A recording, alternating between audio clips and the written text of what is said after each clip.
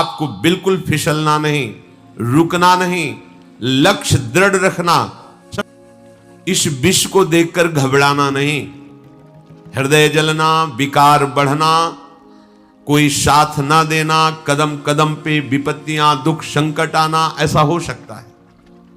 आपको बिल्कुल फिसलना नहीं, रुकना नहीं, लक्ष्य दृढ़ रखना, सब ठीक हो जाएगा। ये मार्ग की स्थितियां हैं। अब अमृत आने के पहले कई प्रलोभन आते हैं। समुद्र मंथन लीला से प्रभु ने मानो साधक की प्रारंभ अवस्था से लेकर सिद्धावस्था तक की बात वर्णन की। अब समस्त देवता और असुरों को बड़ी प्रसन्नता हुई जब भगवान शंकर ने विषपान कर लिया। समुद्र मंथन फिर प्रारंभ हुआ तो कामधेनु प्रकट हुई, जो समस्त कामनाओं को पूर्ण करने वाली है। कामधेनु गाय, दिव्य अग्निहोत्र की सामग्री उत्पन्न करने वाली, जो भी कामना करो तत्काल पूर्ण कर दे, वो ब्रह्मलोक में स्थापित हुई कामधेनु गाय। विचार कीजिए, अब आपके अंदर जो साधना में चले हो तो जो छुपी हुई कामनाएं हैं वो पूर्ण होती नजर आएंगी। आपने सोचा काम हो गया, आपको आनंद आने लगा, ओ मैं जो सोचता हूं वही हो गया।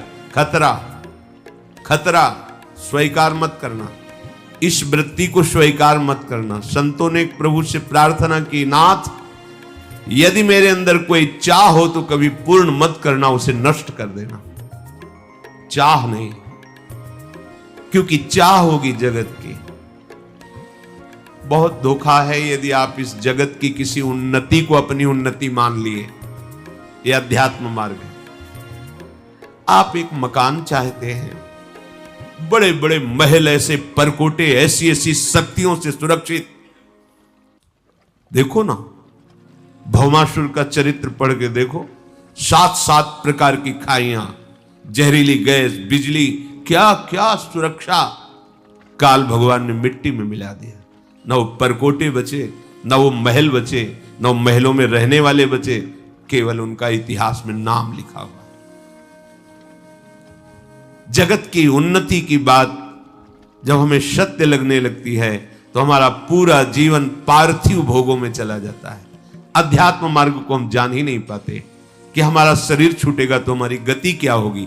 सब जीने की व्यवस्था में पूरी आयु व्यतीत कर देते हैं, लेकिन आयु पूरी होने के बाद क्या व्यवस्था है उसके विषय में सोचते ही नहीं। अध्यात्म वर्तमान को और भविष्य को दोनों को महामंगलमय बनाता है।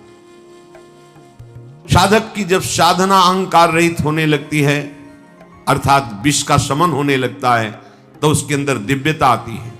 वो जो पदार्थ सोचता है वही मिल जाएगा, व्यक्ति वस्तु का संयोग वही हो जाएगा। जैसा सोचता है वैसा ही होना प्रारंभ हो गया। ये कोई सिद्धि नहीं है, ये कोई लक्ष्य नहीं है, ये लक्ष्य से गिराने वाला है। अगर यहीं रुक गए तो अमृत पद पर नहीं पहुंच पाए अभी। इसीलिए वो कहां स्थापित की गई? ब्रह्मलोक में। अर्थात समस्त कामनाएं ब्रह्म में समर्पित कर दो, प्रभु के चरणों में समर्पित कर दो। मुझे कामनाओं की पूर्ति नहीं, मुझे आप चाहिए। और आप मिल गए तो कौन सी कामना बकाया रह गई। बहुत सावधान। कुछ साधक अपनी इसमें बड़ाई समझते हैं, मैं जो सोचता हूं वही हो जाता है। ये बड़ाई नहीं, धोखा है तुम्हारे साथ। तुम अपने साथ धोखा कर रहे हो, अपने भजन को खर्च कर रहे हो जो भगवत प्राप्ति के लिए, और ये करते करते तुम्हारा उत्साह नष्ट हो जाएगा। तुम सत्य संकल्प कर ही नहीं पाओगे भगवत प्राप्ति का। इसलिए कामनाओं की पूर्ति पे जलन होनी चाहिए। तुम्हारी इच्छा हुई तत्काल कामना की पूर्ति नजर आ रही तो तुम्हें भयभीत हो जाना चाहिए। प्रभु क्या आप देख नहीं रहे हो? नाथ एक कामनाओं की पूर्ति रूपी वृत्ति हमें परमार्थ से हटा देगी। ऐसा कभी नहीं होना चाहिए। राबिया जी नाम की भक्ता थी, उन्होंने प्रभु से कहा, यदि मेरे हृदय में कभी सुख की चाह हो तो महान दुख देना, अगर स्वर्ग की चाह हो तो घोर नरक भेज देना। प्रभु मेरे हृदय की चाह कभी पूर्ण मत करना। भर्तृहरि जी ने भगवान शंकर जब प्रकट हुए तो कहा, हे देवाधिदेव, मुझे कभी सम्मान से भिक्षा भी ना मिले। क्या ये चाह रहे हैं महापुरुष? अब माया का ये नाटक अब हमें नहीं चाहिए। ये प्रणाम नमस्कार प्रतिष्ठा महल घाती घोड़े वस्तु पदार्थ सब केवल पर्दे के हैं, पर्दे के। मान लीजिए जैसे आप फिल्म देखते हैं, पर्दे के, सही नहीं है, यहां कुछ सही नहीं है, सब धोखा है। सही है तो एकमात्र सच्चिदानंद भगवान मान लीजिए, नहीं अंतिम में हाथ कुछ नहीं आने वाला। कुछ भी करके देख लो, काल के एक झटके में सब मिट्टी में मिल जाता है। जिसे हम देख रहे हैं कि हाँ हमारी बहुत उन्नति है, बहुत सुख है, बहुत साम्राज्य है, वो एक क्षण का अच्छा स्वप्न है, जगोगे कुछ नहीं। जब कामधेनु प्रकट हुई तो उसे ब्रह्मलोक में स्थापित किया गया। उसके बाद उच्चैश्रवा घोड़ा प्रकट हुआ, जो असुरों ने लेना स्वीकार किया। तो असुराधिपति को उच्चैश्रवा मिला। कोई पद नहीं स्वीकार करना, ये तो प्रारंभ में ही गुरुजनों की कृपा थी। सदगुरुदेव भगवान ने कहा था, जीवन में कभी कोई पद स्वीकार नहीं करना, कोई भी पद, तभी तुम परम पद की चाह से पुष्ट रहोगे। जब बच्चे ही थे तभी उन्होंने कहा, देखो भाई, जिस मार्ग में तुम चले हो इसमें कोई पद स्वीकार मत करना, तुम्हें स्वीकार नहीं करना, पद मिलेगा नहीं ऐसा नहीं कहा, तुम्हें कोई पद स्वीकार नहीं करना, कोई पद नहीं, तभी तुम परम पद के अधिकारी बनोगे। कोई भी पद स्वीकार कर लिया स्वयं से तो परम पद के अधिकारी नहीं रहोगे। देखो, चक्रवर्ती सम्राट पद पर अभिषिक्त हैं अम्बरीश जी, पर अपने ठाकुर जी के महल में पोछा स्वयं लगाते हैं, मार्जन स्वयं करते हैं, पात्रों का मार्जन स्वयं करते हैं, ठाकुर सेवा स्वयं करते हैं। अर्थात हृदय में सम्राट पद की स्वीकृति नहीं है, प्रभु के दासत्व पद की स्वीकृति। सावई मना कृष्ण पदारविंदयो। ये कोई भी पद, अमुक अमुक अमुक, ये पद स्वीकार बाहर से प्रभु देते हैं। बड़े बड़े महापुरुष पदों में विराजमान, स्वीकृति नहीं हृदय में। हृदय में ब्रह्म स्थिति, भगवत दासत्व, यही भाव। बाहर की किसी पद प्रतिष्ठा की स्वीकृति नहीं। पूज्य मामा जी महाराज बक्सर वाले, उस समय सन्यास वेश में हम काशी में ही घाटों में रहते थे। तो युगल किशोर के गुरुदेव हैं, तो उन्होंने कहा आज बहुत बड़ी सभा है और वहाँ हमारे पूज्य मामा जी का अग्र पूजा सर्वश्रेष्ठ सम्मान दिया जाएगा। काशी विद्वानों की नगरी, संतों की नगरी है, बहुत से संत महात्मा सन्यासी जन विद्वान जन आए, बहुत बहुत भीड़ लगी। मामा जी को जो मंच बना था विराजमान करके अभिषेक किया गया। जब मामा जी को कहा गया आप 2 वचन बोलिए, निहाल कर दिया, आंखों में आंसू थे और उन्होंने कहा, जैसे मां अपने पुत्र को सजा करके गोद में बैठा कर दुलार करती है, ऐसे आप सब काशीवासी महापुरुष जन मुझ अधम को जो पुत्रवत दुलार कर रहे हैं, इससे मुझे पता चल गया कि मेरे प्रभु मुझे अपने चरणों में स्वीकार किए हैं। क्योंकि आप सब गुरुजन हैं, आप सब हमारे वात्सल्य समुद्र प्रभु के स्वरूप हैं, और मुझ अधम को स्वीकृति कहां है? कोई भी एक शब्द कहीं उस सम्मान की स्वीकृति का नहीं था। और जब उतरे तो साष्टांग दंडवत पूरी सभा को किया। आश्चर्य, ऐसे महामहिम स्वरूप में स्थित होती हुई कोई स्वीकृति नहीं उस सम्मान की। हमारे प्रभु श्री कृष्णचंद्र जी राजसूय यज्ञ में अग्र पूजा हुई, और जब प्रभु सेवा का विभाजन किए तो सबको सब सेवा देने के बाद आपने सेवा ली आए हुए समस्त राजाओं के चरण धोने की। आश्चर्य, जिनके चरणों का ध्यान स्वयं भगवान शंकर ब्रह्मादि करते हैं। ध्येयम सदा परिभवग्न अभीष्ट दोहम तीर्थास्पदम शिव विरंचि नुतम शरण्यम।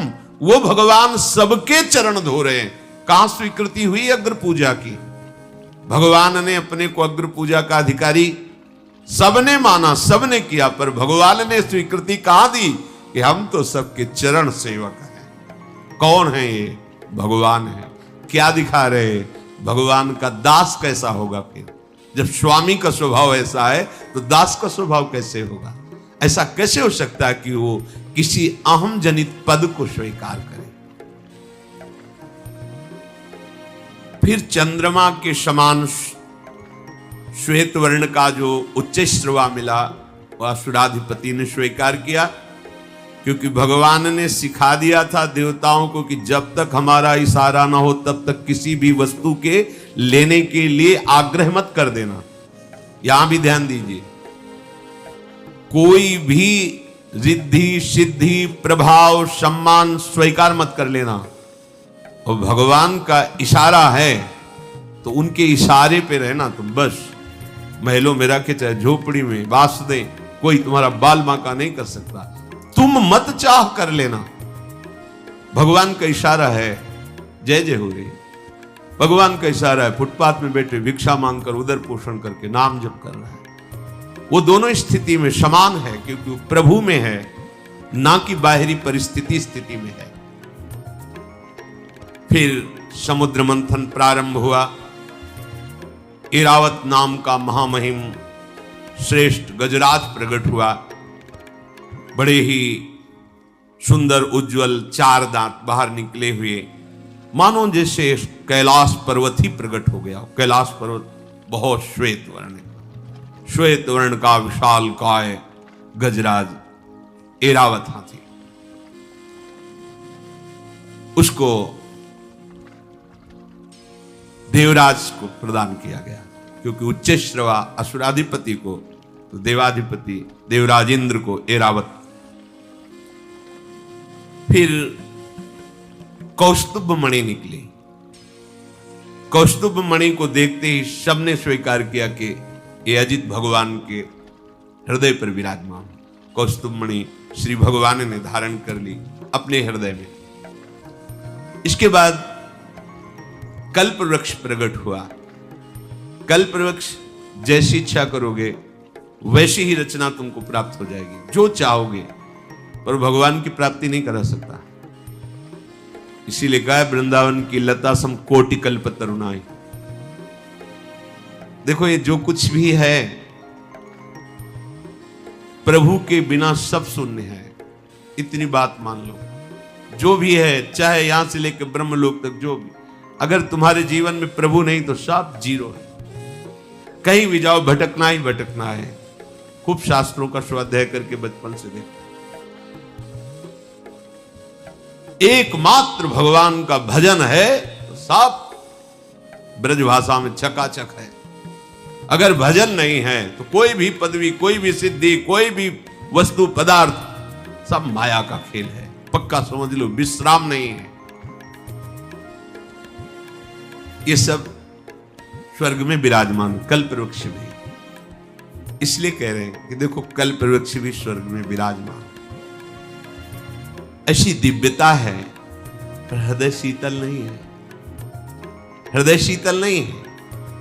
हृदय शीतल होता है स्वामिनी जी के चरणारविंद का जब यहां प्रादुर्भाव होता है, लालजू के चरणों का जब यहां प्रादुर्भाव होता है, तब जन्म जन्म की जो जलन है, ताप है, उसका शमन हो जाता है। एक किसी वस्तुओं से शमन होने वाला नहीं। इसके बाद अप्सराएं प्रकट हुई।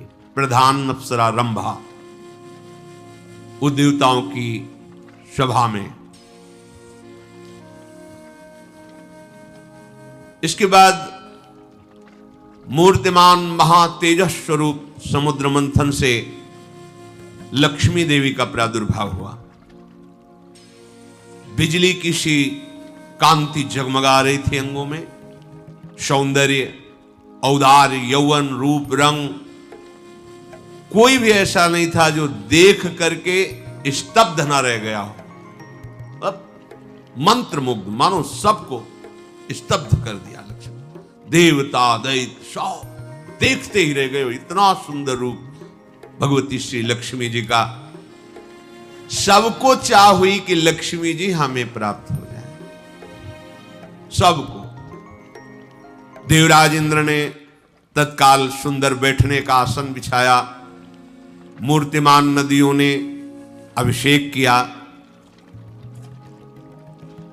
गंधर्वों ने मंगल गान प्रारंभ किया, अप्सराएं नृत्य करने लगी, मृदंग डमरू ढोल नगारे नरसिंगे शंख वेणु वीणा ये वाद्य बजने लगे। भगवती लक्ष्मी जी मंद मुस्कुराती हुई हाथ में कमल लिए हुए, जो समुद्र मंथन से प्रकट हुई थी, देवराज इंद्र के द्वारा दिए हुए सिंहासन पर विराजमान हुई। ब्राह्मण वेद मंत्रों का पाठ करते हुए दिग्गजों ने कलशों से जल से अभिषेक किया। समुद्र ने प्रकट होकर हाथ जोड़ करके रेशमी वस्त्र प्रदान किया। वरुण देव ने नमस्कार करते हुए वैजंती माला प्रदान की। विश्वकर्मा ने भांति भांति के गहने, सरस्वती जी ने प्रकट होकर मोतियों का हार, ब्रह्मा जी ने कमल और 2 दिव्य कुंडल समर्पित किए। जब ब्राह्मणों ने स्वस्त्यन पाठ कर लिया तो अपने कमल को घुमाते हुए वरण करने के लिए लक्ष्मी जी निकली। कौन मुझे वरण करेगा? जिसकी तरफ देखती लक्ष्मी जी तो सबके हृदय में था कि लक्ष्मी जी मुझे ही वरण करें।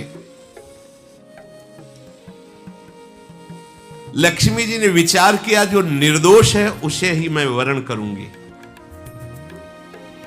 जिसको मैं वरण करना चाहती हूं वो नित्य हो, अविनाशी हो और मुझे चाहता ना हो। ध्यान से सुनिए, लक्ष्मी चाहने वाले को लक्ष्मी नहीं मिलती, तभी सब परेशान है, क्योंकि लक्ष्मी की चाह है। और जो अचाह हो गया तो लक्ष्मी जी उसको पुत्र की तरह दुलार करती है। पर यहां लक्ष्मी पति बनने के लिए सब परेशान है। नहीं, मायापति, अबे लक्ष्मीपति, करोड़पति, अरबपति, खरबपति, इससे चैन नहीं है। लक्ष्मीपति बनने, लक्ष्मीपति के दास बन जाओ और चाह खत्म करो तो मां है, जगदम्बा है, वही भरण पोषण करती सबका। गंधर्व, यक्ष, असुर, सिद्ध, चारण, देवता, पूरे त्रिभुवन में हाहाकार मच गया लक्ष्मी जी वरण करने के लिए। तो बड़े बड़े महात्मा जन भी दर्शन करने हेतु पधारे। लक्ष्मी जी ने दृष्टि डाली तपस्वियों पर। हाँ, तपस्वी हैं पर इनको अपने तप का बल है और ये क्रोध पर विजय प्राप्त नहीं। तपस्वी एक क्षण में ही हाथ में जल हो जाता है। अच्छा, तो देखो ना, और चरणामृत पी रहे हैं अम्बरीश जी। तुमने निमंत्रण देकर के भोजन पा लिया, परायण कर लिया, तुम्हें डर नहीं लगा? लो ये लो कृत्यापन। एक क्षण में दंड देने की भावना, ये क्रोध पर विजय प्राप्त नहीं कर सकते। ये ज्ञान तो है इनको, ज्ञानी जन, पर ये पूरे अनासक्त नहीं है। ये बड़े बड़े महत्वशाली हैं पर ये पूर्ण काम विजयी नहीं है। बहुत ऐश्वर्यशाली हैं पर इनको दूसरों का आश्रय लेना पड़ता है। धर्माचरण तो है पर प्रेम नहीं है। त्याग तो है पर ये मोक्ष पद में नहीं है। वीरता तो है पर काल के पंजे से बाहर नहीं है। और कुछ महात्माओं को देखा कि इनके अंदर न विषयाशक्ति न कोई चाह है, पर ये देख ही नहीं रहे हैं। ब्रह्मानंद में तृप्त है तो उन्हें मतलब ही क्या है। कुछ अद्वैत समाधि में तल्लीन है, किन्हीं की आयु बहुत लंबी है पर शील और मंगल ठीक नहीं है। किन्हीं का शील मंगल ठीक है, आयु का ठिकाना नहीं है। किन्हीं के दोनों ठीक है पर भेष अमंगल है। सब जगह नहीं। एक बचे भगवान श्री हरि। तब कहा यहां सब कुछ है पर ये मेरी तरफ देख ही नहीं रहे, चाह ही नहीं रहे। पर ना चाहते हुए भी वर्ण मुझे इन्हीं का करना है। लक्ष्मी जी ने श्री भगवान श्री हरि के गले में वरमाला डाल दी। समस्त देवताओं ने जय घोष किया। भगवान जगत पिता हैं, लक्ष्मी जी जगत जननी है, जगत माता है। समस्त संपत्तियों की अधिष्ठात्र देवी श्री लक्ष्मी जी को पार्श्व में विराजमान तो किया ही, पर प्रधान स्थान वक्षा स्थल में दिया, जिसे श्री लांछन श्री लक्ष्मी जी यहां विराजमान भगवान श्री हरि के। शंख तुरही मृदंग आदि बाजे बजने लगे, जय घोष होने लगे। मंत्रों के द्वारा बड़े बड़े ब्रह्म ऋषियों ने भगवान की स्तुति की। अब लक्ष्मी जी ने जब नारायण श्री हरि का वर्ण किया तो असुर जन निराश हो गए। भगवान ने कहा निराश नहीं होना चाहिए। देखो, जब तक लक्ष्य की प्राप्ति न हो तो आशा बीच में नहीं रोकनी चाहिए। आशा लक्ष्य पर रखो। आशा से दास्यम वृषभानुजायास। बीच में किसी बात पे आशा खंडित नहीं होनी चाहिए। एकमात्र जो आशा की भगवत मिलन की, वहां तक हमें हर स्थिति में पहुंचना है। फिर उत्साह बढ़ाया। बहुत ही सुंदर आकर्षणकारी नवयुवती स्वरूप में वारुणी देवी प्रकट हुई। असुरों ने कहा आप किसी की बात नहीं चलेगी, इनको हम स्वीकार करेंगे। भगवान ने देवताओं को रोक, हाँ आप ले लीजिए। वारुणी देवी वो दैत्यों ने स्वीकार किया। समझ रहे? फिर महाराज बहुत जोर से समुद्र मंथन प्रारंभ हुआ।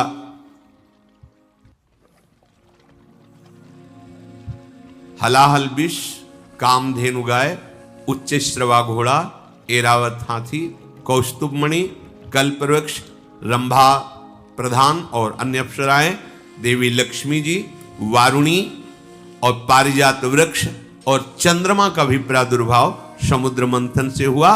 पांचजन शंख का भी प्रादुर्भाव समुद्र मंथन से हुआ। अब बहुत ही तेजस्वी लंबी लंबी अजान बाहु भुजाएं, कमल नयन, शरीर रंग श्यामला, गले में नवीन पुष्पों की माला, अंग अंग में सब प्रकार के आभूषण, पीतांबर, विशाल वक्षाय स्थल, तरुण अवस्था, सिंह के समान पराक्रम, सौंदर्य, घुंघराले केश, बड़ी ही अनोखी छवि, और दोनों हाथों में अमृत का भरा हुआ कलश लिए हुए भगवान धन्वंतरी जी का प्रादुर्भाव है। धन्वंतरी जी 13वां और आखिरी जो वो अमृत कलश, ये 14 रत्न समुद्र मंथन से प्रकट हुए। भगवान धन्वंतरी के हाथ में अमृत का कलश है। जे ही कलश पर दृष्टि पड़ी, बस दैत्यों ने एक दूसरे की तरफ देखा और कहा आप किसी की अनुमति की जरूरत नहीं है। तत्काल दौड़ पड़े और घेर लिया धन्वंतरी भगवान को और उनके हाथ से अमृत का कलश लेकर के भाग पड़े। अब देवता सब उदास हो गए कि जिसके लिए तो समुद्र मंथन हुआ वो तो ले गए। भगवान से हाथ जोड़कर कहा इतनी मेहनत हुई, इतना सब आपकी सलाह से, आपकी कृपा से, आपकी सामर्थ्य से हुआ, पर प्रभु फल की प्राप्ति के समय तो ऐसे ही होता है। जब अमृत का समय आता है, अमृत पद में पहुंचने का, तब घसीट लेता है। ये आसुर स्वभाव तब तक घसीट सकता है जब तक पी न ले। उस समय भी भगवान ही वही पद प्रदान करते हैं। भगवान ने कहा तुम हमारी शरण में हो, इसलिए तुम खेद मत करो, ये एक बूंद भी नहीं पी पाएंगे। इनमें एक बूंद भी पीने की सामर्थ्य नहीं रहेगी जब तक हम नहीं कहेंगे। तो हुआ क्या, आपस में कि देखो पहले हम अमृत पे, वो कह रहे देखो हमारी बात मानो, पहले हम आपस ही में झगड़ रहे हो, अमृत कलश हाथ में लिए। भगवान बड़े लीला बिहारी, तू मैं, मतलब समझो, अगर आसुरी स्वभाव के हाथ में अमृत भी लग जाए तो पान करने में नहीं लगते, वो झगड़ने में लगते हैं। अरे पहले पियो फिर लड़ाई झगड़ा, पहले उसको पियो जो मिला है। पर आसुरी स्वभाव उसका पान, जो तुम्हें मार्ग मिला, जो तुम्हें रस मिला उसका पान करो। मेरा उपासना बड़ा, आपकी उपासना छोटी, ये वो सब, ये पहले पान करो, रसमत्त हो जाओगे, फिर कोई बात नहीं, फिर तो कोई प्रश्न ही नहीं खड़ा होता। पर यहां क्या होता है, रसमत्त होने की जगह हम अपने को बड़ा छोटा, उपासना ये वो, ना का हो सो बोलिवो, ना कोई व्यवहार, अपनी कुंवर किशोरी को जियत निहार निहार, ये अमृत पान। चतुर शिरोमणि भगवान ने अत्यंत सुंदर रूप धारण किया, मोहिनी रूप। काहे के लिए? अमृत छीनने के लिए। समझ पा रहे हो? हाँ, भगवान ने मोहिनी रूप धारण किया, ऐसा सलोना रूप। वैसे ही सरकार करोड़ करोड़ कामदेवों को मूर्छित कर देने वाली मुस्कान वाले हैं, और फिर ये मोहिनी रूप धारण किए हो, वैसे ही मोहन है। ऐसे एक एक तिल तिल भर का, ऐसा एक जगह देख लो तो मूर्छित हो जाओ, ऐसा सौंदर्य। वो कैसे समझ में आएगा? भगवान के सौंदर्य के एक अंश से त्रिभुवन में जितना सौंदर्य है वो सब है। नो यौवन अवस्था का वो स्वरूप देखो, भगवान सुखदेव जी देख रहे और वर्णन कर रहे, कैसी महा महिमामयी अंतर्दृष्टि है, एक एक अंग का वर्णन कर रहे मोहिनी भगवान की। और प्रकट कहां हुए? उन्हीं दैत्य सेनापतियों के बीच में जहां अमृत कलश लिए हुए थे। नूपुरों की झनकार, कंगन वलय की झनकार, किंकणी की झनकार जे हुई तो अमृत कलश से दृष्टि हटी और वो मोहिनी सरकार पर दृष्टि पड़ी। जे ही पड़ी, मंद मुस्कुरा के तिरछी चितवन से देखा, सब के सब दैत्य भूल गए कि मुझे पान क्या करना है। अमृत हाथ में रह गया, सब देखते ही रह गए, मोहिनी रूप को भूल गए। अमृत पीना मैं तू सब खत्म, देखते ही रह गए। ऐसा भगवान का रूप। भगवान के सौंदर्य को देखकर सब आसपास से भगवान को घेर लिए मोहिनी ठाकुर। उनमें से प्रधान बलवान जो असुर थे, एक दूसरे को दृष्टि से देख, पहले मैंने देखा, पहला प्रश्न मैं करूंगा, मेरा अधिकार है। भगवान सबकी तरफ ऐसे देखते हैं मानो सबसे अधिक मुझे ये चाहती है, ऐसा बड़े लीला भी है। जो उनमें अपने को बहुत बलवान और अधिकारी समझ, उन्होंने कहा, कमल नयनी तुम कौन हो, कहां से आई हो, क्या करना चाहती हो? सुंदरी, तुम्हें देखकर हमारे हृदय में प्रश्न ही प्रश्न खड़े हो गए। बड़ी खलबली मच रही मेरे हृदय में। ना तुम देवताओं के कुल की हो, ना दैत्य कुल की, ना सिद्ध, ना गंधर्व, ना चारण, ना लोकपालों की, क्योंकि आज तक मैंने ऐसा ना सुना है रूप, ना देखा है। फिर मनुष्य की तो बात ही क्या है, विधाता ने सिर्फ हमारे लिए रचा है तुम्हें। मुस्कुरा दिए भगवान, हाँ तुम्हारे विधान इस तुम्हारे लिए ही किया है। सही बात है, ये विधान तो मैंने तुम्हारे लिए ही किया है। देखो, हम सब तुम्हारे सेवक हैं।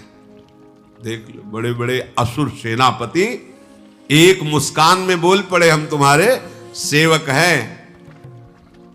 हम आपस में लड़ाई लड़ रहे हैं, तुम हमारा झगड़ा मिटा सकती हो? वैसे तो हम सगे भाई हैं, देवता और दैत्य, एक ही हमारे पिता हैं कश्यप जी। पर अब देवता दैत्य के, हम आपस में दैत्य ही दैत्य लड़ रहे हैं। ए देखो, ये सुंदरी हमारे पक्ष में है, ऐसा करें कि ये अमृत कलश इसको दे दे और ये पिलाए तो। भगवान ने सबकी तरफ देख के जे मुस्कुराया, हाँ हाँ हम राजी। अमृत कलश बिना मांगे हंसते हुए भगवान के, समझ रहे हो, बिना मांगे अमृत कलश उनके हाथ में। तिरछी चितवन से हर एक दैत्य को देख के भगवान ने घायल किया। हर दैत्य समझ रहा है मुझे सबसे ज्यादा प्यार करते तो अमृत तो हमको ही सबसे पहले पिलाएंगे। भगवान ने कहा मेरी भी बात सुनो, तुमने पूछा तुम कौन हो तो मैं अपना परिचय बता रही हूं, मैं किसी की नहीं होती। ठीक कह रहे, माया रूप धारण किया, माया किसकी है? हरि की है, किसी की और की थोड़ी हो सकती। भगवान के वचनों को समझना है। मैं किसी की नहीं हूं। समूहम सर्वभूतेषु न मे द्वेष्टि न च प्रिया, ना मेरा कोई द्वेष का पात्र है, ना मेरा कोई प्रिय है। मैं सब में समान विराजमान हूं, अर्थात मैं किसी की नहीं हूं।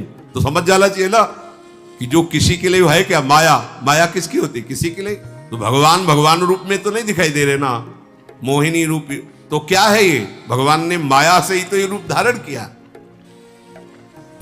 और तुमने अमृत के न्याय का भार मेरे ऊपर डाल दिया।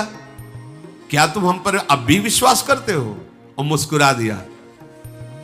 ये मुस्कुराहट ही भगवान की माया है, शास्त्रों में वर्णन किया गया है। क्या तुम ऐसा समझते हो कि हमारा मित्रता का भाव स्थायी है? ना समझना। मेरा ये शब्द तो कुछ और है। मेरा ये मित्रता का भाव स्थायी नहीं है। इसलिए मैं पहले तुमसे बता रही हूं कि मैं स्वेच्छाचारिणी हूं, मैं अपनी इच्छा के अनुसार चलती हूं। और उनका कुछ नहीं, तुम बिल्कुल नाराज मत हो, तुम जैसी हो हम मान गए, बस अब तो तुम हमारी हो, हम लोगों को हम। भगवान ने इसलिए पहले कह दिया कि हम कोई छल कपट नहीं कर रहे, हम तुम्हें पहले बता रहे हैं, हम अपनी इच्छा के अनुसार चले, मैं किसी की नहीं हूं। ऐसा मत मान लेना कि तुमने वादा किया था कि मैं तुम्हारी हूं, पहले कह रहे, हम पर विश्वास मत करो। कितनी करुणा करके बता रहे, हम पे इस रूप पे विश्वास मत करो हमारे। और मुस्कुराकर हंस दिया। हंसना हुआ कि दैत्यों का हृदय तो चलनी हो गया। उन्होंने और इसे विश्वास समझा, मतलब ये बहुत सच्ची बात कह रही, मतलब ये विश्वास योग्य है। नहीं तो कह सकती थी छल कपट भरी बात, हम तुम्हारे पक्ष में है, ऐसा ऐसा कुछ। बिल्कुल खरी बात कही, बहुत सही बात कही, ये तो विश्वास के योग्य ही है। उन लोगों ने अमृत का कलश भगवान के हाथ में दे दिया कि हमें भरोसा है इस मोहिनी रूप पे। भगवान ने अमृत कलश हाथ में लिया और चले लहराते हुए। कृष्णकटी, बड़ी शोभा वर्णन की भगवान परमहंस श्री सुखदेव जी ने। मुस्कुराते हुए मोहिनी भगवान ने कहा, देखो मैं उचित करूं या अनुचित टोक नहीं सकते हो। अमृत कलश हाथ में है, तुम टोक नहीं सकते हो। तिरछी चितवन से, लजीली चितवन से देखा, हाँ स्वीकार है, बिल्कुल नहीं बोलेंगे। बड़े बड़े दैत्यों को मोहिनी ठाकुर ने अपनी मोहिनी चितवन और मोहिनी रूप और मोहिनी वाणी से आसक्त कर लिया। सब ने एक स्वर में स्वीकार कर दिया कि आप जो चाहो जैसे, हम बिल्कुल नहीं बोलेंगे। भगवान ने कहा सब पहले समुद्र में स्नान करके आओ। समुद्र मंथन से श्रम जो हुआ है, क्योंकि देवताओं को बुलाना था, सब देवताओं को बुलाया, चलो आओ। बड़ी सुंदर साड़ी, नितंबों का भार, आंखें मद से विह्वल, मतवाली चाल, गज शावक के समान जंघाए, स्वर्ण से नूपुर झनकारती हुई मोहिनी ठाकुर पर देवता के समान जान पड़ते थे। मंदभरी मुस्कान से पहले दैत्यों के सामने गई और कहा, देखो उचित है, तुम ही स्वीकार करते हो कि देवता और दैत्य दोनों एक ही भाई हैं, पिता के पुत्र हैं, तो दोनों भाई हुए, झगड़ा नहीं करना। हमारे ऊपर छोड़ा है ना, अब हम पहले उस लाइन से, तुम इधर मुख करो, तुम इधर मुख करो, एक ही साथ बैठा ला। और हर दैत्य के सामने बिना अमृत कलश पिलाए कटाक्ष करते हुए भगवान धैर्य पूर्वक बैठे कि प्यार तो हम ही से करती है और हम ही को अमृत पिलाएगी, घूम के कहीं से भी आ जाए। दैत्यों के सामने जब भगवान चल रहे हैं तो अपना पल्लू गिरा के चल रहे हैं। असुर स्वभाव ऐसे ही है। देवताओं को भगवान सामने जाकर बिल्कुल सावधान, सब बिल्कुल सावधान बैठे हैं। हाव भाव कटाक्ष से मोहित करके दैत्यों को फिर अमृत पिलाना शुरू किया। देवताओं को देखते जा रहे भगवान। वो अमृत जो मृत्यु का नाश करने वाला है, अर्थात अमर कर देता है। बुढ़ापा नहीं आएगा, कोई दर्द नहीं, कोई पीड़ा नहीं, बहुत प्रकार के उसमें सद्गुण। परीक्षित असुरजन मोहित हुए बैठे हुए थे, बिल्कुल हलचल हृदय में नहीं थी। वशीकरण कर लिया था मोहिनी ठाकुर ने अपने नेत्रों से, मंद मुस्कान से, और वे समझ रहे थे ये जो करेगी वो हमारे प्रियता में ही करेगी। मोहिनी ठाकुर से उन्हें अत्यंत प्रेम, भगवान जान के नहीं, एक सुंदर स्त्री समझ के। और देवताओं को बिल्कुल कोई फर्क नहीं था भगवान की किसी भी चितवन में, मुस्कान में। क्यों जान रहे क्या श्री भगवान है, समझ रहे हो? कोई भी सौंदर्यशाली तुम्हें तभी आकर्षित कर सकता है जब तुम उनमें भगवत भाव नहीं करोगे। यदि भगवत भाव करोगे तो कोई तुम्हें आकर्षित नहीं कर सकता, क्योंकि परम सुंदर भगवान सब में विराजमान है। एक भी देवता मोहित नहीं हुआ, क्योंकि वो जानते कि श्री भगवान है। और एक भी दैत्य नहीं बचा जो मोह से युक्त ना हो गया, क्योंकि वो जानते नहीं कि ये श्री भगवान है। बस इतना ही खेल है। मत्ता परतरम नान्यत किंचित अस्ति धनंजय, मेरा ठाकुर कह रहा है मेरे सिवा कुछ नहीं है। और हम क्या देख रहे हैं? स्त्री पुरुष, उत्तम अधम, अच्छा बुरा। तो यही मोहिनी ठाकुर की मोहिनी माया है, जो हम उनको न देख करके और कुछ देख रहे हैं और कुछ मान रहे हैं। वही कारण है कि हम अमृत पद को छोड़ करके आसक्त हो रहे हैं देहों में, भोगों में। अमृत देवताओं को पिलाया जा रहा है।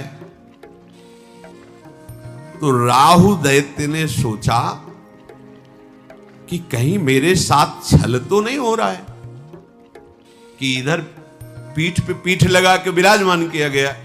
तो ऐसा तो नहीं हो रहा कि मुझे छला जा रहा हो। तो देखा तो इधर से गए थे बिना पिलाए, उधर सबको पिलाते हुए आ रहे हैं। बगले में तो पंक्ति लगी थी, चट से एक देवता के बीच में ऐसे घूम के बैठ गए राव, और भगवान ऐसे देख रहे थे सावधानी पूर्वक। और देवताओं की अंजलियों में अमृत, चंद्रमा और सूर्य ने तुरंत कहा प्रभु बीच में राव। अमृत गिर चुका था। भगवान ने तत्काल सुदर्शन चक्र से उसका सर काट डाला, पर यहां अमृत नहीं पहुंच पाया। बस इतने में ही आज भी है जो चंद्र ग्रहण, सूर्य ग्रहण है ना, वो इसीलिए पड़ता है। सिर अमर हो गया। आज भी वैर भाव रखकर चंद्र ग्रहण, सूर्य ग्रहण, वो चंद्र और सूर्य पर आक्रमण करता है राम। सब अमृत देवताओं को पिला दिया। असुरों ने जब पीछे मुड़ के देखा तो कलश में एक बूंद भी नहीं। बस आप इतना समझ लीजिए कि भगवान को जब तक भगवान नहीं मानोगे तब तक अमृत पद पे नहीं। एक भी यहां कोई वस्तु, व्यक्ति, स्थान अन्य नहीं है। महापुरुषों ने अनुभव किया, जड़ चैतन्य कछु नहीं दिखत, जित दिखत तित श्याम खड़े। गोपीजनों ने देखा है, जित देखूं तित श्याममय। गोस्वामी जी ने देखा, सी राम में सब जग जा, मेरे प्रभु ही हैं। जब तक भवदाकार वृत्ति नहीं होती तब तक इस अमृत पद का अधिकारी नहीं होता। प्रभु से बिलग कोई भी वस्तु, कोई भी व्यक्ति, कोई भी स्थान है तुम्हारे हृदय में, वो तुम्हारे अमृत पद से तुम्हें वंचित कर देगा।